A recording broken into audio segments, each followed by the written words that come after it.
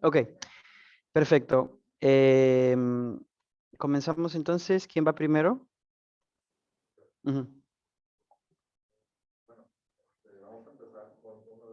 Estás mute, no te están escuchando. Ok, vamos a empezar con uno de los dos libertadores muy famosos de Sudamérica y él se llama Don José de San Martín. Él nació el 25 de febrero de 1778 en Yapeyú, que era el virreinato del Río de la Plata, que ahora es Argentina. Él él es un criollo, fue criollo ya que sus padres eran españoles, pero cuando él era muy pequeño, sus padres decidieron regresar a España. Y allá desde muy pequeño, José de San Martín, se interesó mucho en el militar y empezó su carrera como un cadete. Um, Después siguió subiendo su posición de nivel y formó parte del ejército español que luchó contra los franceses cuando Napoleón decidió invadir a España y le fue muy bien en esas batallas. Um, en 1810, él escuchó sobre la Revolución de Mayo en las Provincias Unidas del Río de la Plata, que ahora es Argentina, y como él había nacido allá y se sentía identificado con ellos, decidió regresar a Argentina. Y como los dos eran parte de España, los dos provincias, uh, no hubo un problema en que él podía regresar a Argentina. Uh, Él regresó como cuando tenía 33 años y empezó a unirse al militar del Río de la Plata. Y en el año 1816 peleó y logró la libertad de Argentina. Perfecto, muy bien. Déjame repetir esto, las partes más importantes. Entonces estamos aprendiendo quién era José de San Martín. Am, José de San Martín nació en el Virreinato del Río de la Plata. En esa época no existía todavía Argentina, pero antes estaba el Virreinato del Río de la Plata con capital Buenos Aires, ¿verdad? Pero de muy niño, sus padres, que eran españoles, lo llevaron a España y allá prácticamente creció y se volvió parte del ejército español desde muy niño. Entonces era parte del imperio español, ¿no? Pero mira, había nacido en colonias españolas, así que de padres españoles era un español, ¿no? Aunque ya sabemos que oficialmente era un criollo, porque había nacido en las Américas de padres españoles. Pero no tenía ningún problema de identidad, porque estaba en España, había nacido en territorios españoles en las Américas y ya. Pero ¿qué pasa en 1810? Las Provincias Unidas del Río de la Plata se libera, se independiza y ahí comienza su problema de identidad. Y entonces, ¿a quién pertenezco ahora? ¿Al nuevo país donde nací o al país de mis padres donde estoy? Mira qué problema de identidad tan serio, ¿no? Al final él decide, bueno, voy a ser parte del país donde nací, que es nuevo, las Provincias Unidas del Río de la Plata. Y al año siguiente de ese grito, ese primer grito de independencia en 1810, en la que sería Argentina, pues en 1811 regresa allá, renuncia al ejército español y regresa allá para pelear, ¿no? Por la tierra que lo vio nacer. Porque, claro, se da el grito de independencia en 1810, pero falta consolidar la independencia. Todos nuestros países, Perú, México, Estados Unidos, Argentina, celebran el día de su independencia, pero realmente es el grito de la independencia, el día en que oficialmente el pueblo dice vamos a luchar a muerte. Pero muchas veces la independencia se consolida años después de varios años de guerra, ¿no? Bueno, y así él se va a pelear a Argentina y en 1816 finalmente derrotan a los españoles y expulsan a los españoles de esta tierra, ¿no? Que sería Argentina en el futuro, pero que por ahora se llama Provincias Unidas del Río de la Plata. ¿Qué más? Uh, la siguiente slide, por favor. Ya después de haber liberado a Argentina, él quería, well, sí, José de San Martín pensó que tendría que seguir expulsando a los españoles de Perú, de Lima, Perú, pero en el camino estaba Chile, así, y Chile todavía no era libre y decidió que iba a tratar de ayudar a Chile a liberarse. Pero para eso él tenía que pasar por muchos caminos angostos, caminos peligrosos, montañas altas y con mucha nieve. Pero él, gracias al amor a su libertad y a la libertad de los otros territorios, decidió hacerlo. Y cuando fue, su grupo sorprendió a los realistas, que eran los que seguían y creían todavía en el rey de España, y los atacaron junto a los chilenos. Así que los argentinos y la gente de Chile pelearon juntos por la libertad de Chile. Y cuando la gente de alrededor se dio cuenta, um, a ellos les mostró que a los hispanoamericanos eran capaces de organizarse contra poderes gigantes si se unían y peleaban juntos. Y después de eso, los argentinos y los chilenos decidieron ir juntos hacia Perú para deshacerte de los últimos españoles. Exacto, ¿no? Entonces, imagínate esto. San Martín logra independizar a su patria, donde él había nacido, las Provincias Unidas del Río de la Plata, pero todavía hay muchos españoles en Lima. Es el bastión, es el centro de España en Sudamérica, es Lima. Entonces él dice, ¿de qué sirve haber independizado a mi tierra si acá cerquita están los españoles? Para garantizar la independencia de las Provincias Unidas del Río de la Plata, que sería Argentina, pues hay que liberar a Lima también, porque si no, en cualquier rato regresan a conquistarnos. Es por eso que dice, ok, tenemos que ir a Lima, pero para ir a Lima tenemos que pasar por Chile, que todavía siguen dominados por los españoles, ¿no? Entonces, como dice Edgar, se unieron a los chilenos y pelearon por la independencia de Chile y juntos lo lograron, ¿no? Y años después, no, meses después, los chilenos y los argentinos pues se van hacia el Perú para garantizar la independencia de sus tierras. Ahora, aquí tengo una pregunta que ustedes tienen que escribir. Ya quiero, no saben, pero quiero su opinión. Imagínate esto, los argentinos, en los libros de historias dice, los argentinos pasaron la cordillera de los Andes hacia Chile y ya. En menos de una oración mencionan un hecho tan importante como cruzar la cordillera de los Andes desde Argentina a Chile a pie, por caballo como sea, pero básicamente a pie. ¿Cómo te imaginas? La pregunta es, ¿cómo te imaginas que fue este paso? ¿Qué pudieron haber sufrido? ¿Qué les pudo haber pasado? ¿Crees que hubo gente que murió? ¿Cómo te imaginas este paso? Descríbeme, por favor, en una o dos oraciones. Quiero saber cómo piensas que hubiera sido este camino desde Mendoza, Argentina, hasta Santiago de Chile. Yo te digo, una persona que quiere ir de Mendoza a Santiago, son 9 horas en bus.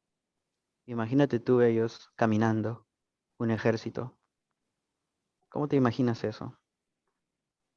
¿Cómo iba San Martín? ¿Lo cargaban a caballo? ¿Cómo te imaginas eso? Con esto solamente estoy viendo tu participación y como qué tan metido estás en la presentación, así que no te preocupes de accuracy, ¿no? Si no sabes, no pasa nada, pero quiero que me digas algo, imagínate.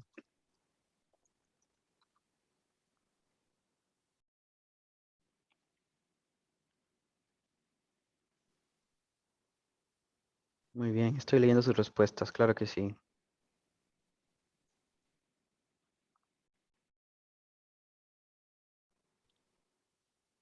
Claro, ¿no?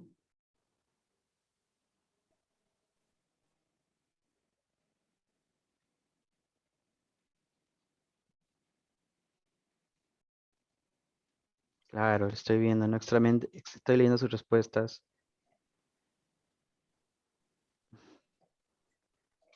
Claro, mucha gente murió, mucha nieve, claro, muy bien. Estoy viendo lo que dicen, está todo bien. Ujú. Claro, murieron por el clima, Kirsten, claro. Eh, sí, sí, sí. Muy bien, gracias. Eso estoy viendo. Si no digo nada es porque estoy viendo todo y tienen razón. Por eso vamos a ver un pequeño videíto, un pequeño videíto sobre el paso hacia Chile y la independencia chilena, ¿ya? Oh, déjame, necesito compartir con audio.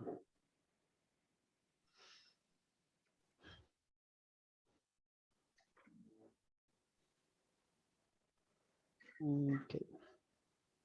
Segundo, compartir con audio.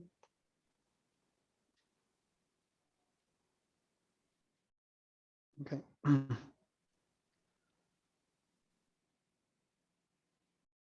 Tras su breve paso ¿Estoy compartiendo correctamente? Sí, ok.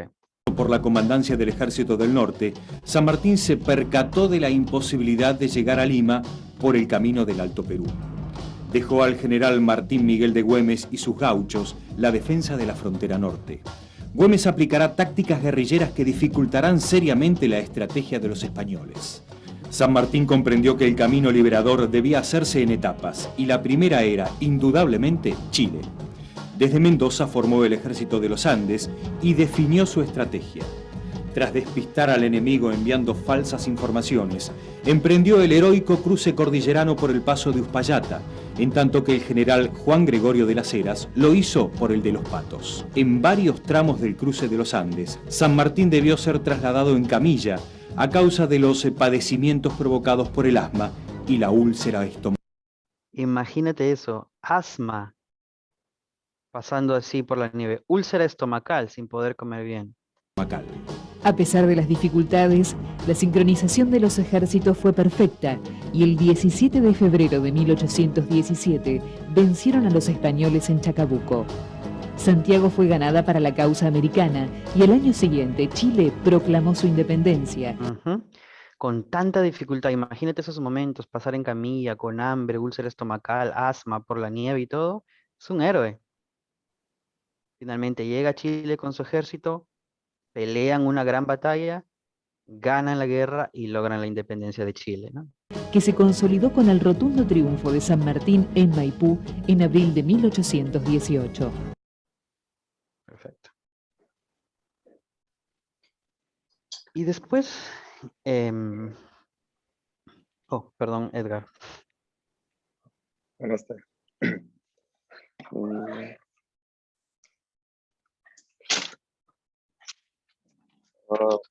En el 1820, don José de San Martín llegó a Perú, y aquí en estas fotos hay un monumento en Argentina de la llegada de San Martín a Perú. Para ellos es un héroe, es el Libertador y el mar. El monumento se llama el Libertador y el mar. Y esto fue en homenaje al desembarco de las tropas.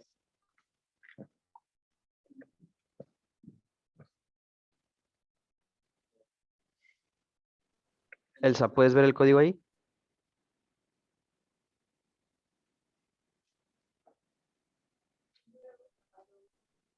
MPV-AHX.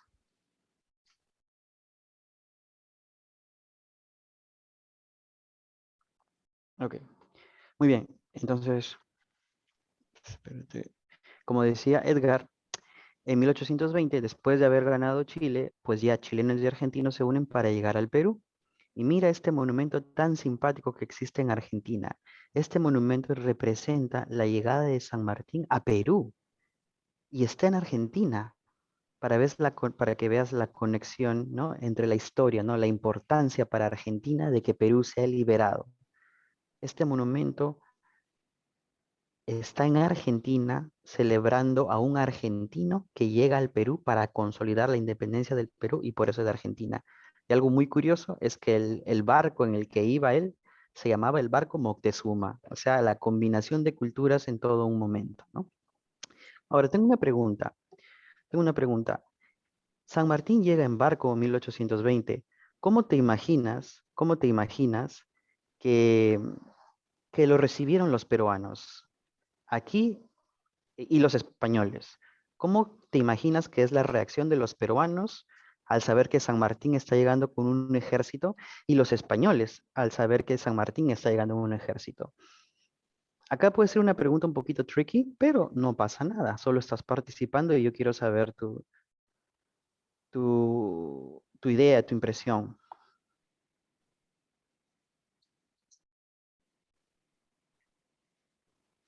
Entonces, por favor, escribe en el PERDEC lo que tú piensas. ¿Cómo crees? ¿Cuál es la reacción de los peruanos, sobre todo los limeños, ¿no? Que es la clase más grande y más fuerte en Perú? ¿Cómo crees que es la reacción de los peruanos y de los españoles al saber que viene San Martín con un ejército de argentinos, chilenos y otros peruanos patriotas que tienen la idea de acabar con el virreinato del Perú?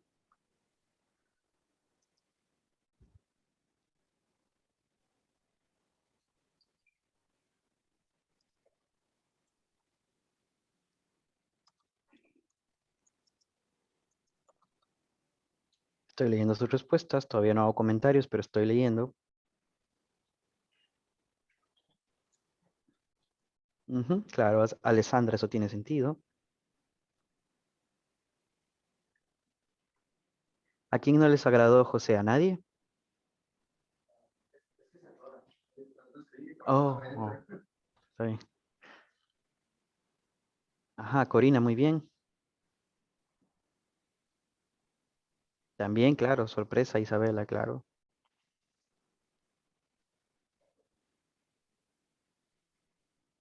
Claro, sorpresa, definitivamente. Claro, Edgar, eso es lógico, sí.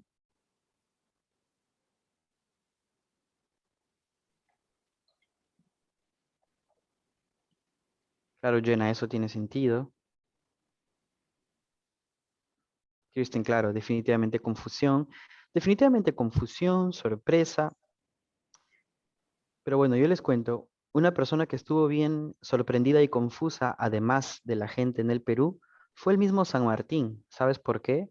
Porque a diferencia de Chile, muchos peruanos no querían la independencia. Muchos peruanos no querían la independencia porque Lima era la sociedad más española, la sociedad con cultura más española, y la gente peruana rica ya estaba acostumbrado a ese mundo colonial de riqueza. Era como una aristocracia en Lima. Entonces, a diferencia de los otros países, la, la clase social acomodada de Lima, peruanos, estaban felices como estaban. Vivían en una sociedad muy española, muy europea, muy colonial. Sin embargo, las clases medias y las clases bajas peruanas obviamente querían la independencia, ¿no? Por eso hubo mixed feelings, ¿no? Sentimientos encontrados en Lima, a diferencia de Chile, donde todo el mundo quería prácticamente su independencia. Pero al final, la mayoría siempre es la clase más baja, ¿no? La clase más baja, los más pobres son la mayoría. Entonces, al final, San Martín pues tiene apoyo de esas clases medias y bajas. Los españoles, en pánico, se retiran a las montañas de Perú, a los Andes, a la sierra, y desde ahí van a tratar de recuperar todo. Pero Lima finalmente cae. Lima finalmente cae. Muy bien, continuamos. Este es un súper breve video sobre el momento de la independencia en Perú, ¿no? Donde San Martín se va a la Plaza de Armas de Lima, a la plaza principal de Lima, y desde un balcón, pues dice un discurso muy famoso, ¿no? Ahora vamos a escuchar un pedacito nada más.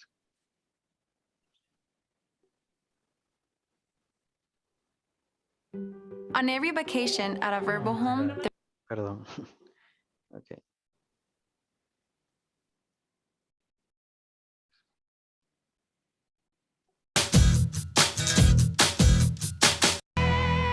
Un día como hoy, 28 de julio, en 1821, el general José de San Martín proclama en la Plaza de Armas de Lima la independencia del Perú.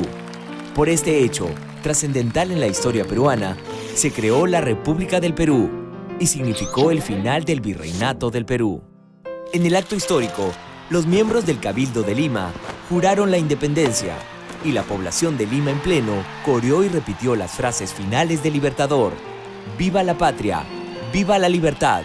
¡Viva la independencia! Muy bien. Ujú. Entonces ya San Martín había llegado a declarar la independencia, pero como les dije, la declaración de la independencia en ningún país es la consolidación. Es simplemente el momento en que el país decide, ok, vamos a luchar para ser ya completamente libres, ¿no? La independencia del Perú se consolida recién 3 años después, ¿ya? Pero San Martín es el primero que declara la independencia. Los españoles se han ido a las montañas y desde ahí se van a organizar y no se van a dejar. Bueno, conozcamos finalmente como resumen un poquito de este personaje que ya sabemos, argentino o nacido en las Provincias Unidas del Río de la Plata, que consolidó o logró la independencia de Argentina, Chile y Perú.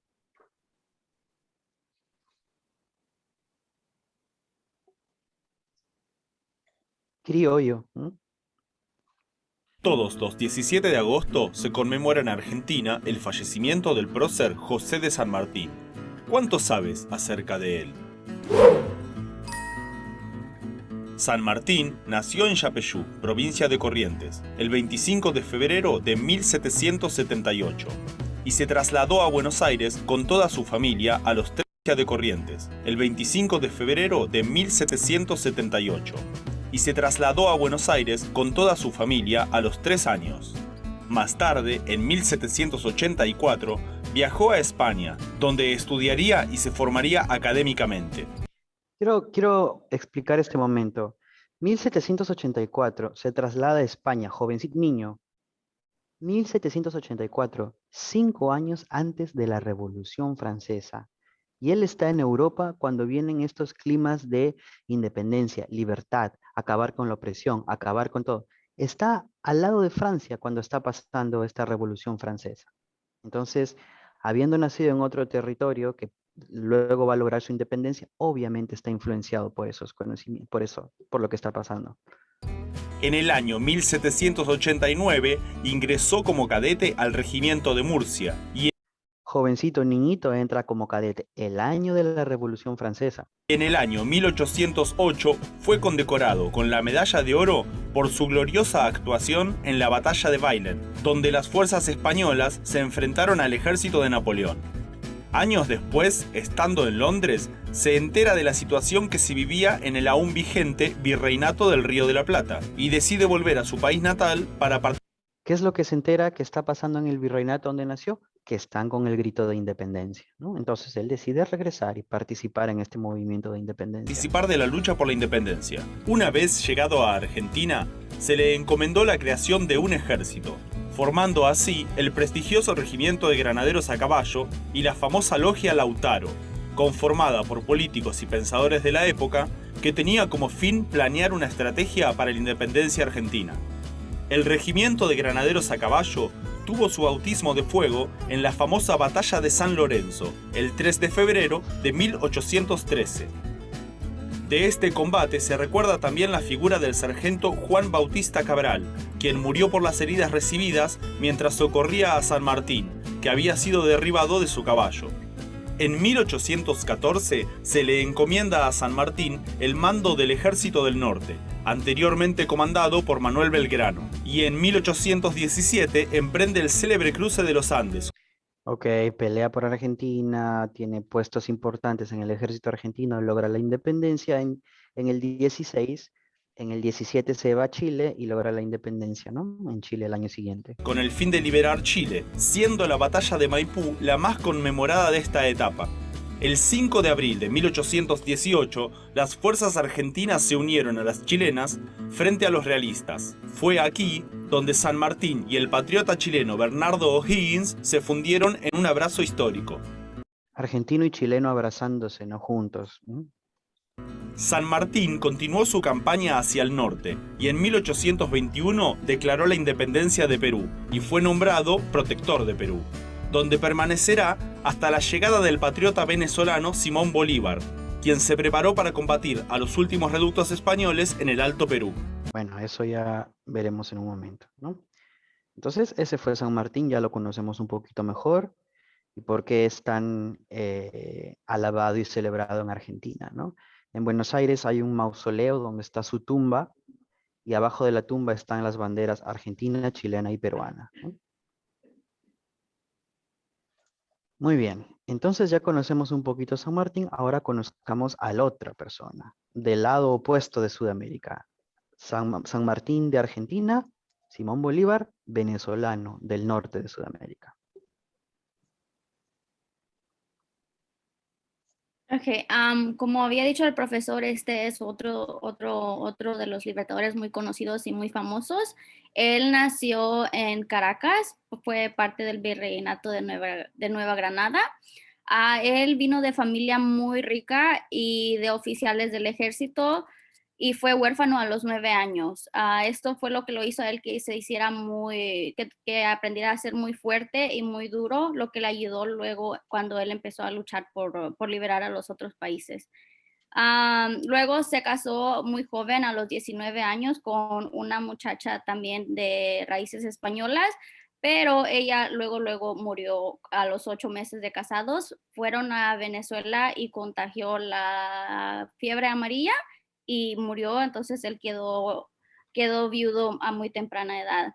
Después de eso, en 1811, a los 28 años, él se incorporó al ejército venezolano y estando ahí era como hubo muchas batallas con mucha pelea entre los españoles y los independistas. Ellos peleaban ellos peleaban como de manera simultáneamente, unos tomaban poder, luego eran exiliados, luego regresaban y eran exiliados otra vez. Y hasta ese punto como que Simón Bolívar dijo, ¿sabes qué? Yo me voy a regresar a Colombia a poder luchar, a ir a tratar de liberar a mi país en vez de seguir aquí. Y fue cuando en 1821 él regresó a Colombia y empezó con la creación de la Gran Colombia, que lo voy a explicar en el. Sí, permíteme repetir esa partecita nada más, pero muy bien. Imagínate este jovencito, 19 años y ya es huérfano y viudo. 19 años, ya es huérfano porque perdió a sus padres muy niño y es viudo porque su esposa recién, en menos de un año se murió.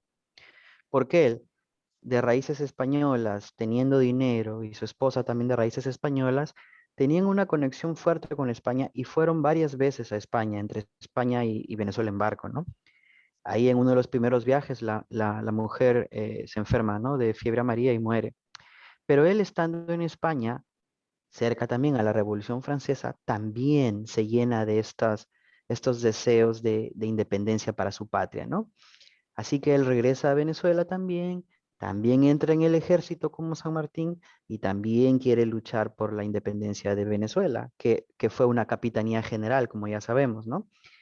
Y él lucha muchas veces y gana varias veces. Su ejército gana y expulsa a los españoles, vence a los españoles muchas veces, pero los españoles siempre contraatacan y regresan y le ganan. Y entre ellos se ganan varias veces. A veces ganan los venezolanos, a veces ganan los españoles. Cuando ganan los españoles, Simón Bolívar tiene que escapar a las islas del Caribe, a Haití y Jamaica. Y una vez desde Jamaica piensa, ok, parece que ya 3 veces hemos ganado, ya 3 veces nos han ganado y creo que debo hacer una jugada diferente. ¿Qué es? Creo que debemos unirnos a Colombia. Colombia también está en su proceso de lucha, en su proceso de independencia. Creo que si Venezuela y Colombia se unen, vamos a poder hacer algo juntos. Y por eso él se va a Colombia a promover la unión de Venezuela y Colombia para que luchen por su independencia juntos.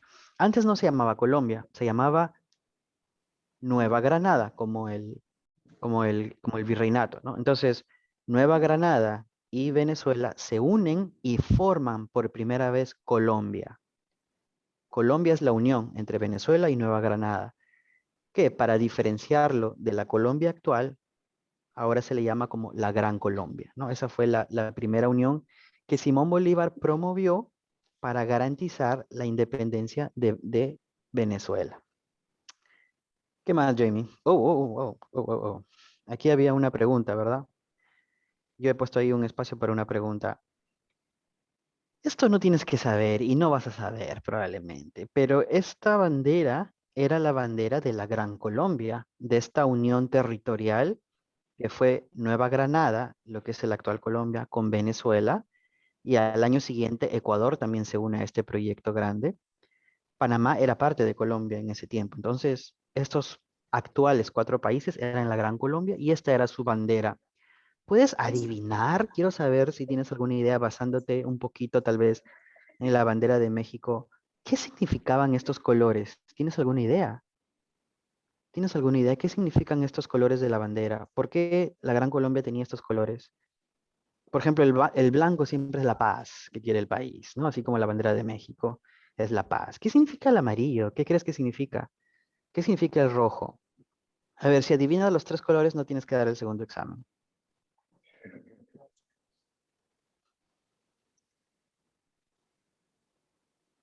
El rojo es bien obvio, el azul también, el amarillo puede ser un poco tricky. No, no tanto, es más o menos obvio.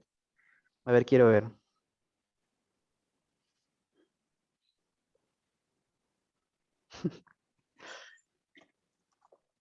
Casi digo, mira, esta chica, esta persona lo y es la presentadora, no puede ser. A ver, a ver. Más o menos, Jessica, casi.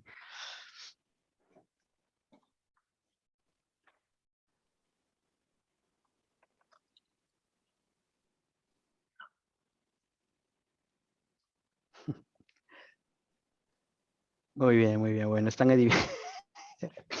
Rojo pasión, qué buena, qué buena, qué buena. Bueno, les digo, el rojo significa la sangre que derramaron los proindependentistas. En muchas banderas, el rojo significa la sangre que costó para lograr la independencia. El azul representa no solamente el océano, sino los 2 océanos que tenía este país. No muchos países grandes tienen océano Atlántico y océano Pacífico. Entonces, el azul representaba la riqueza marina y el acceso a los 2 océanos. Y el amarillo representa el oro y la riqueza de los minerales de esta región. Por eso es muy curioso ver que esos 3 colores son heredados por los actuales países.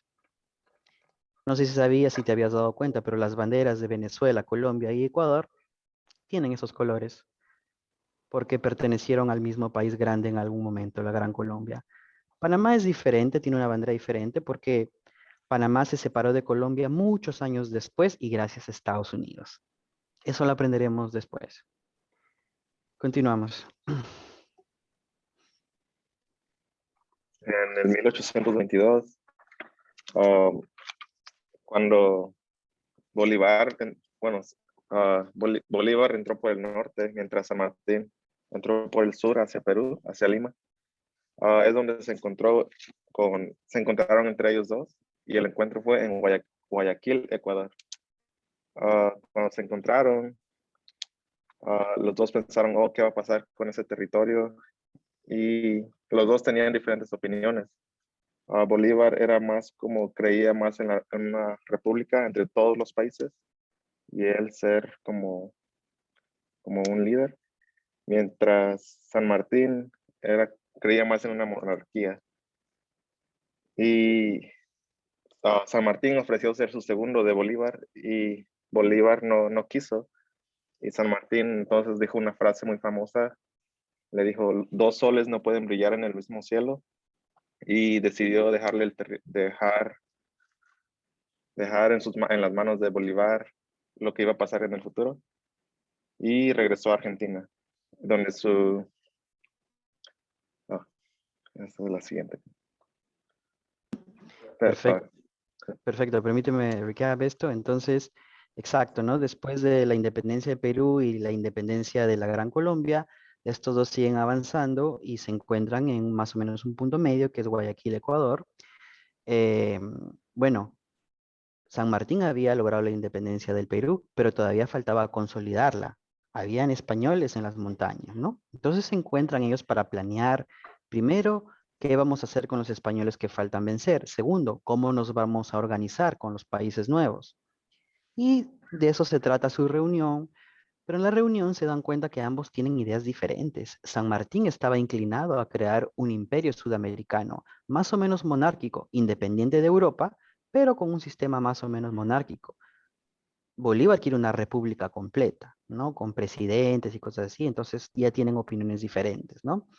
San Martín pensaba en países más o menos medianos, Bolívar quería todo un país, como todo lo liberado fuera solo un solo país, entonces tenían opiniones diferentes. San Martín después propone, ok, bueno, ya, tú vas a ser el jefe, yo puedo ser tu segundo en el mando, y Bolívar le dice, los dos tenemos tanto prestigio y somos tan grandes en la historia de estos países que no podemos estar los dos juntos. Y San Martín acepta y dice, bueno, sí tiene razón. Dos soles no pueden brillar en el mismo cielo. Y San Martín se retira. Y Edgar, ¿qué pasa cuando se retira? ¿Qué le pasa a San Martín después que deja todo a cargo de Bolívar? San Martín regresa a Argentina y ahí con su esposa, y su esposa es cuando muere. Y él decide que no tiene nada más que hacer en Argentina y se va básicamente a retirar a Francia, y donde muere ahí a los 72 años. Exacto, ¿no? Entonces, después de este momento, San Martín ya deja todo en Lima, deja todo en Ecuador y se regresa a Argentina porque escuchaba que su esposa estaba enferma. De hecho, cuando llega, su esposa ya había muerto. Entonces, toma a su hija y se la lleva a Francia para vivir el resto de su vida allá, donde murió en Francia, ¿no? A los 72 años. Ujú.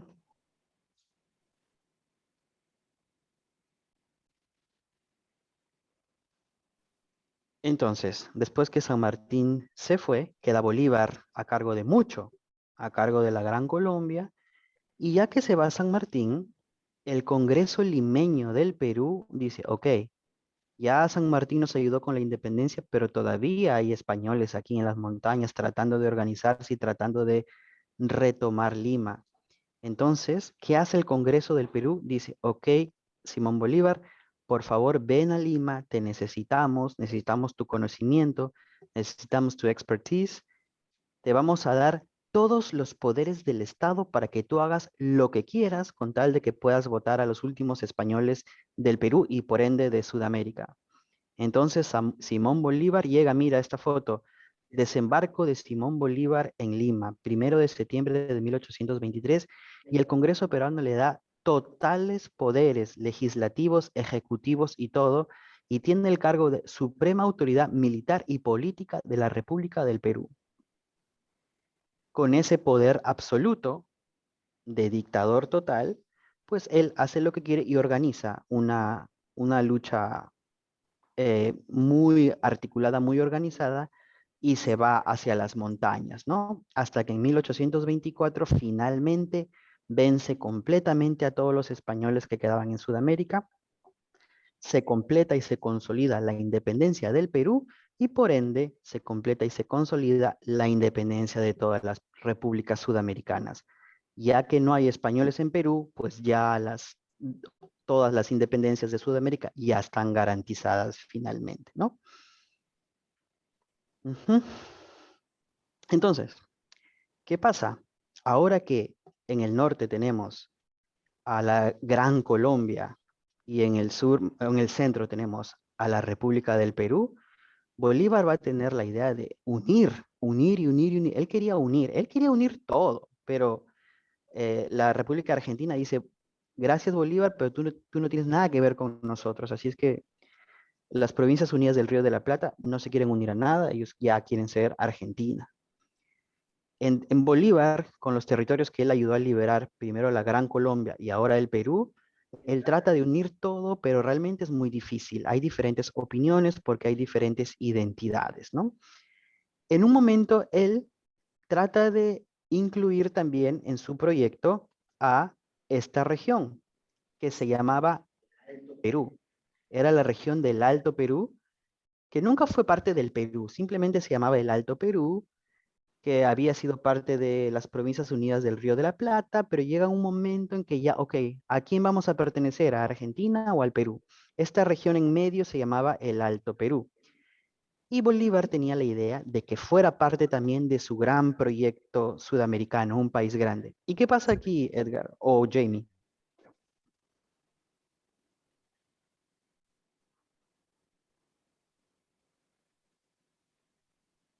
¿Edgar o Jamie tienen esta parte o no?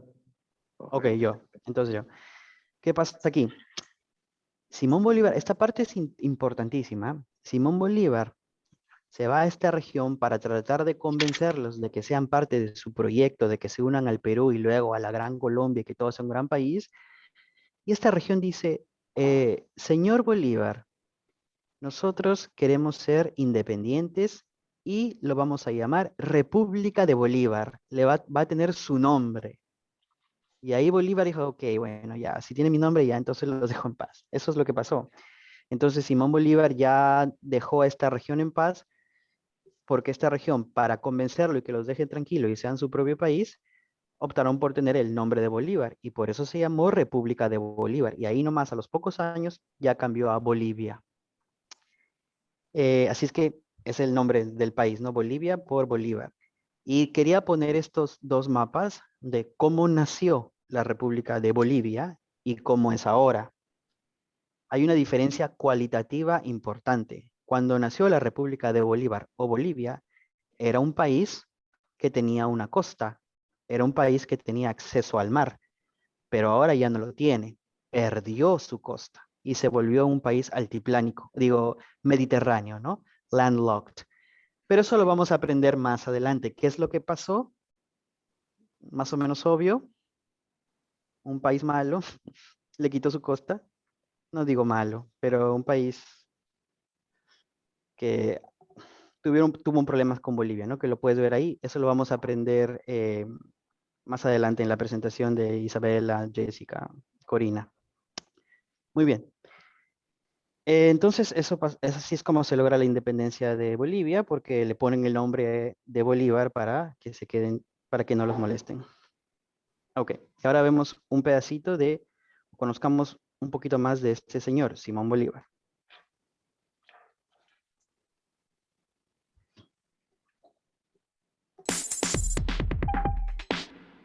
La llegada de Cristóbal Colón a América marcó el inicio no solo del descubrimiento de un nuevo continente, sino de una etapa de poco más de 300 años, en donde enfermedades, esclavitud, explotación y tortura fueron actos cotidianos para muchos de los pobladores nativos colonizados.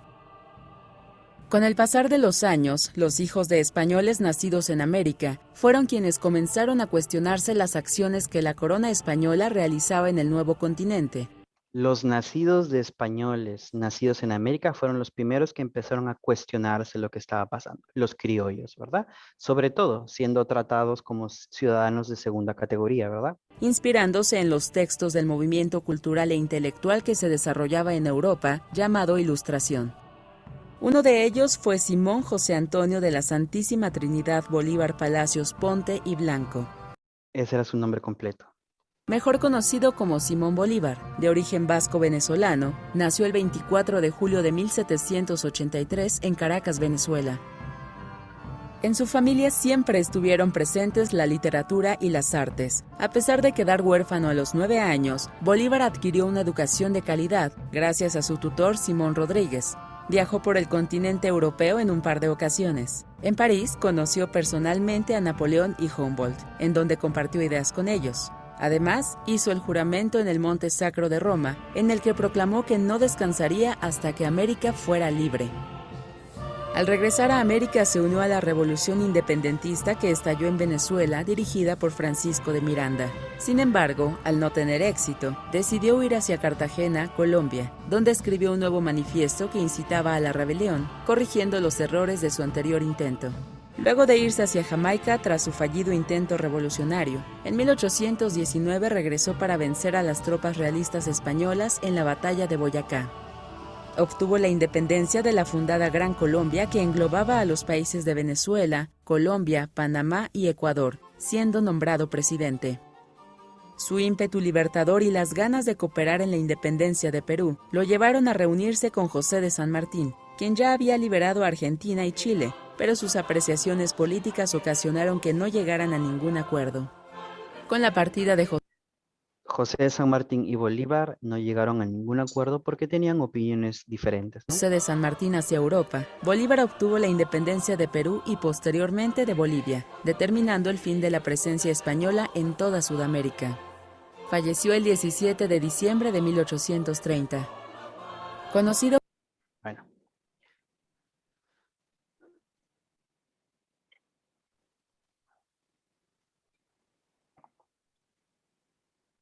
Continuamos. Bueno, después de su fallecimiento, obviamente llegaron los grandes problemas con estos países nuevos que ahora ya tenían su libertad. Esta parte se refiere al libro, si ustedes ven en la mañana de la independencia, ahí ellos comparan cómo esos países no estaban listos para ser liberados y ahí comparan como los esclavos, los de India y cómo todos esos países no estaban listos para tener democracia, para tener clases sociales, partidos políticos.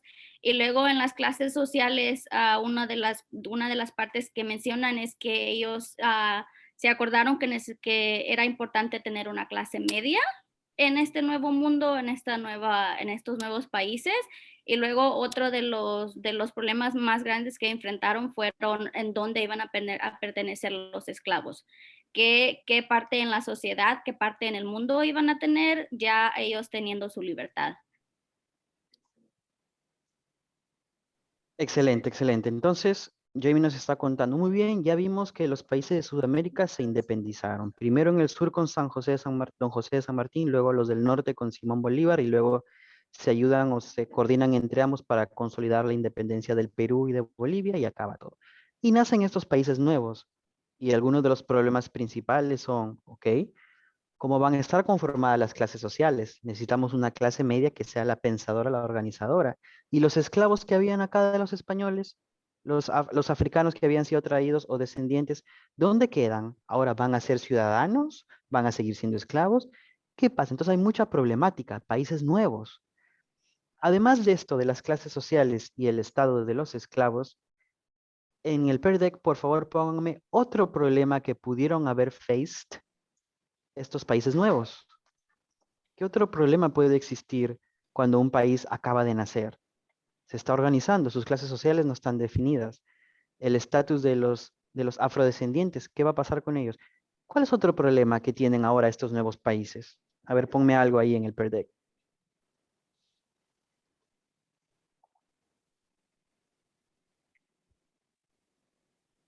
Muy bien, Alessandra, claro.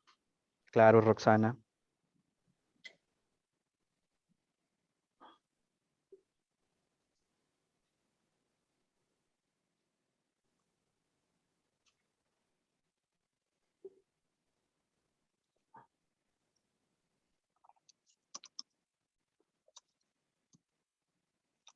Muy bien, Brandon. Claro, muy bien. Segunda pregunta, Alessandra. Claro, Corina, muy bien. Sí, claro, José, claro. Sí, Alexandra. Claro, Hunter también. Muy bien, excelentes ideas. Claro, Edgar, claro. Estoy viendo, claro, claro, claro. Estoy viendo sus respuestas. Muchas gracias. Oscar, claro. Jamie, cuéntanos.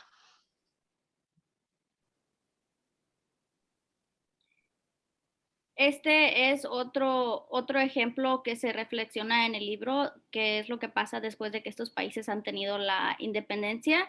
Y en esta, ellos simple y sencillamente se dan cuenta que cuando ellos estaban bajo el poder, sea de España o de de estos grandes reinos, la iglesia era como la monarquía y la iglesia eran los que mantenían el orden, los que mantenían la firmeza de la sociedad. Entonces, con estos dos fuertes, como con la monarquía y la iglesia ya no en puesto, se vino total, caos total, ellos tratando de hacer todo y de organizarse como sociedad, como un mundo nuevo. Y ahí es como pueden ver esta cita donde dice, la monarquía junto con la iglesia era nuestra más antigua y firme institución. Era lo que básicamente les daba el control y se mantenía la sociedad en puesto correcto, comparado como ahora, que no hay nada, no tienen esa fuerza que los ayude. No hay cabeza que organice, no hay cabeza que comande. Perfecto, no tengo nada más que agregar aquí.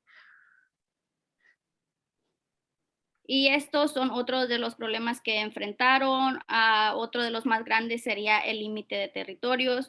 hasta dónde va a llegar la posesión de uno, hasta dónde va a llegar el poder del otro, qué tanto me pertenece a ti, qué tanto te pertenece a mí. Y esto fue muy, muy difícil para ellos para tratar de dividir estos nuevos mundos que se hicieron. Otra muy importante y un dato como muy, muy interesting es que también como los símbolos de la bandera, o sea, ¿qué color le vas a poner a mi bandera? ¿Cuál será nuestro símbolo? ¿Qué va a representar? Y luego, otra vez, como ya lo había mencionado, la manifestación de estos partidos políticos que empezaron a renacer, empezaron a surgir y últimamente llegaron a lo que vamos a ver en el segundo slide. Perfecto, ¿no? Entonces, uno de los problemas más grandes es los límites. Ahora que los países han nacido, ok, ¿hasta dónde es mi territorio y cuándo empieza? Por eso hubo todas las guerras imaginables entre esos países en algún momento, por los límites. Otro punto, Jamie, que nos falta agregar aquí, que yo les voy a preguntar la próxima clase en el worksheet, es, otro problema grande es, cada país, ¿cómo se va a organizar? ¿Va a ser un gobierno unitario o va a ser un gobierno federal? ¿Va a ser un unitario o central? Unitario o central son sinónimos. Es decir, ¿va a haber solamente una capital con provincias o va a ser una república federal con estados donde cada estado tiene su propio gobernador y sus propias leyes y todo? Eso fue un problema muy grande, sobre todo en México, que ya lo vamos a conocer, ¿no? Entonces, primeros límites. Segundo es, ¿cómo se va a organizar políticamente el territorio? ¿En provincias o en estados autónomos, ¿no? Luego los símbolos patrios, los símbolos de la bandera, claro, qué color, qué cosa para mí, para ti. Y luego los partidos políticos, ¿no? Habían partidos más conservadores y habían partidos políticos más liberales, que también me ha causado varios problemas y hablaremos más al respecto después. Y como final de la presentación, obviamente todos esos problemas que renacieron después de que estos países fueron liberados, todo el caos que estaba, todo la caos social, caos económico, caos políticamente, le dio simple y sencillamente como la luz verde a a los que ahora conocemos como tiranos o dictadores que fueron en las épocas de antes y ellos vieron su oportunidad de oro, ya que estos países estaban en caos total, dijeron, ok, ahora sí, puedo hacer lo que yo quiera. Y en el libro también podemos ver cómo era uno de los mayores temores de San Martín, que ellos iban a realizar, que ahora era su oportunidad de hacer lo que ellos querían.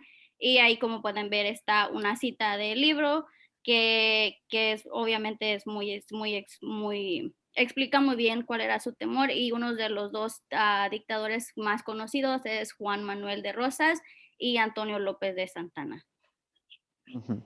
Perfecto. Entonces, uno de los, como dice Jamie, uno de los peores temores de San Martín era que estas nuevas repúblicas independientes no puedan autocontrolarse, no puedan autoorganizarse y haya tanto caos que tiene que surgir dictadores que toman el poder total a la fuerza y hacen lo que quieren, ¿no? Y eso ocurrió en casi todos los países, en diferentes épocas. Siempre entre todo el caos aparece un general o un dictador que tiene todo el poder y tiene el poder o muchas veces o por mucho tiempo, ¿no? Entonces la democracia no existe. Pero la pregunta ¿es completamente malo o fue algo totalmente necesario para empezar a organizar el país?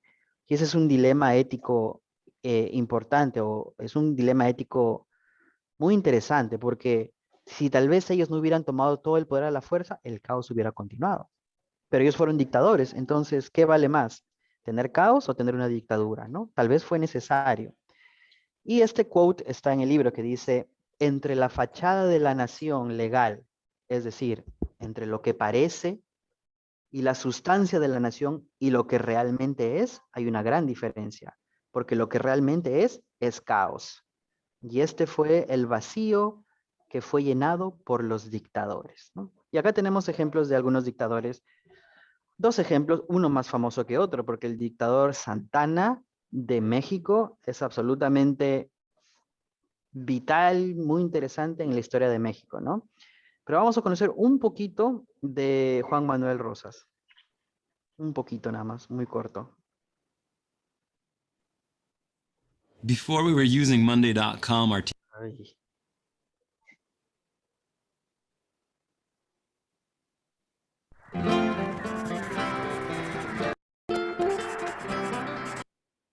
brigadier general don Juan Manuel de Rosas.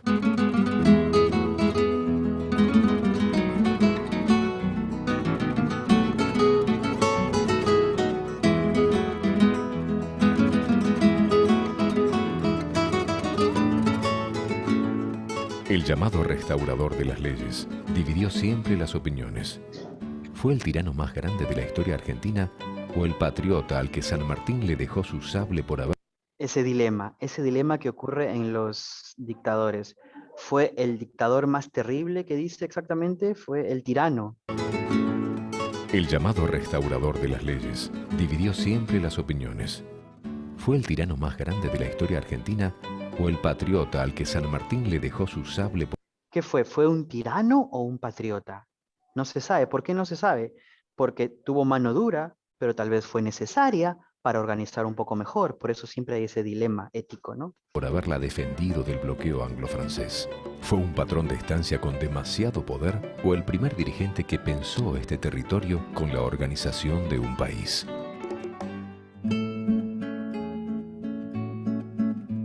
Juan Manuel Ortiz de Rosas y López de Osornio nació en Buenos Aires el 30 de marzo de 1793. A los 20 años se casó muy joven con Encarnación Escurra. Era un matrimonio político realmente.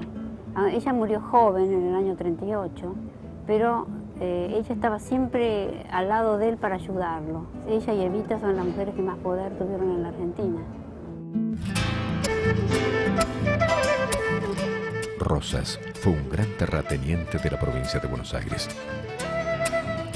Hacia 1813 renunció a la administración de los campos familiares para formar sus propios emprendimientos ganaderos y comerciales. Bueno, no voy a perder más tiempo en esto porque quiero ver más a Santana, que es más conocido, pero básicamente, como les dije, cuando nace un nuevo país hay la discusión entre ¿va a ser este país federal o central con un solo poder? Y hay esa lucha entre estas ideas. Y este señor que llegó a tener todo el poder era federalista. Él pensaba que cada provincia debería ser un estado y cada provincia debería tener su autonomía. Y entonces él estaba en lucha contra los centralistas. ¿Y qué hacía los centralistas? Los mataba. Simplemente eso, los atrapaba, peleaba, los mataba a sus propios compatriotas que tenían ideas diferentes. Y a raíz de esto, ¿qué pasa? Argentina ahora es una federación. Cada provincia tiene su propia autonomía, pero está organizado. Entonces fue un tirano, asesino, pero logró gran parte de la organización federal que ahora tiene Argentina. ¿Ya? Y la última persona, es absolutamente increíble todo lo que pasó en su vida. Mira esto, Santana, que vamos a hablar más en la próxima clase. Pero es una introducción y conexión con la próxima clase.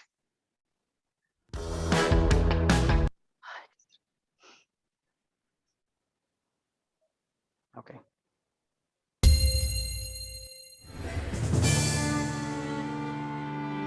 Antonio López de Santa Anna nació en Jalapa, Veracruz en 1794 en el seno de una familia criolla. A los 9 años, su padre se llevó a vivir a la familia Veracruz. Antonio trabajó para un comerciante del puerto, pero a los 16 años su inquietud lo llevó al Regimiento de Infantería Fijo de Veracruz. Solo 3 meses después de su ingreso al ejército novohispano estalló la rebelión independentista de Miguel Hidalgo y Costilla. Santa Anna se mantuvo fiel a la corona española y durante los siguientes 5 años peleó contra los insurgentes. En marzo de 1800... Mira este dictador de México más adelante, nace, crece en Nueva España, empieza su carrera militar y los primeros años pelea por España, pero después se cambia de bandos. Él se cambió de bandos muchas veces. En 1920 fue promovido a capitán y al año siguiente a teniente coronel. Decidió, como la gran mayoría de los oficiales criollos del ejército realista, unirse al ejército trigarante de Agustín de Iturbide, otro criollo con el que le unían también los largos años de combate a los insurgentes. Los viejos insurgentes y los antiguos realistas, unidos bajo la bandera trigarante, consumaron la independencia de México el 27 de septiembre de 1821.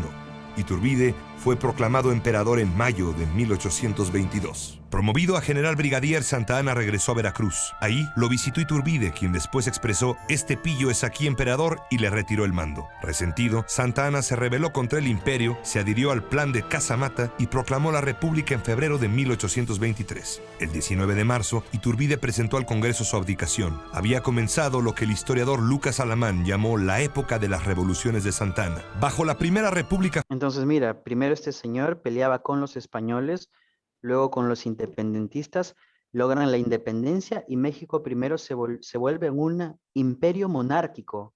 Primero este señor apoya a este imperio mexicano, luego está en contra del imperio y crean una república ahora. Entonces él cambiaba de bando varias veces.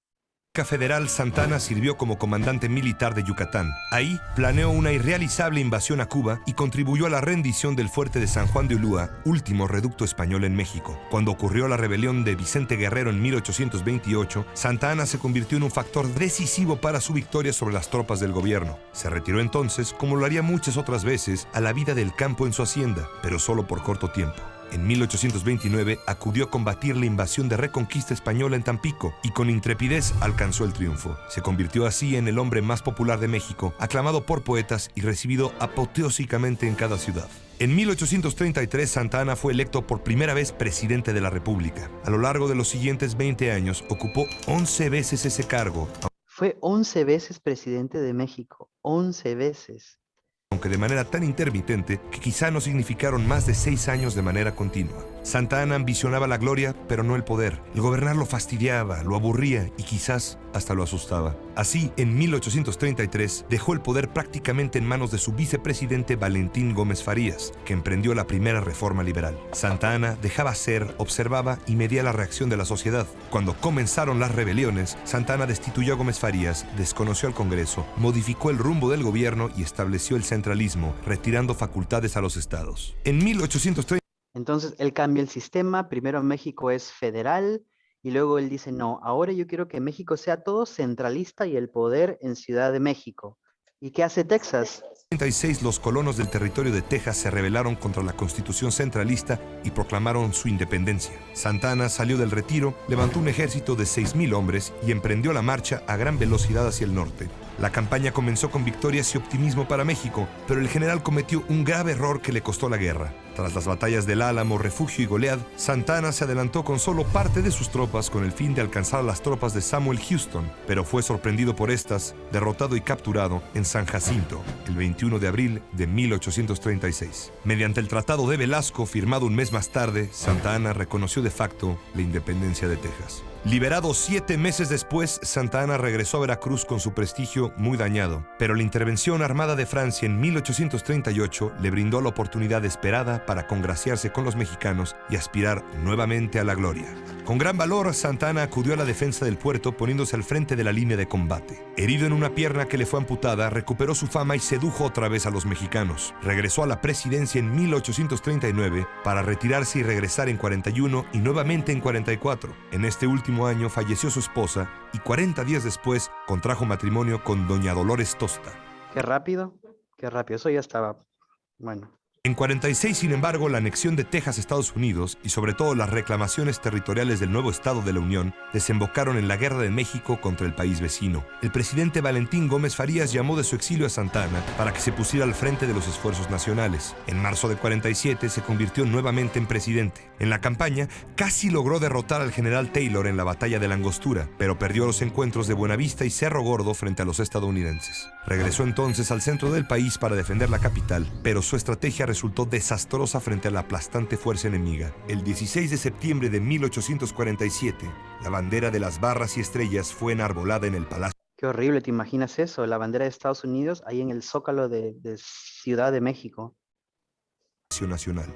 Unos meses después, el Tratado de Guadalupe Hidalgo puso fin a la guerra, pero a costa de la cesión de más de la mitad del territorio mexicano. Más de la mitad del territorio mexicano, ¿no?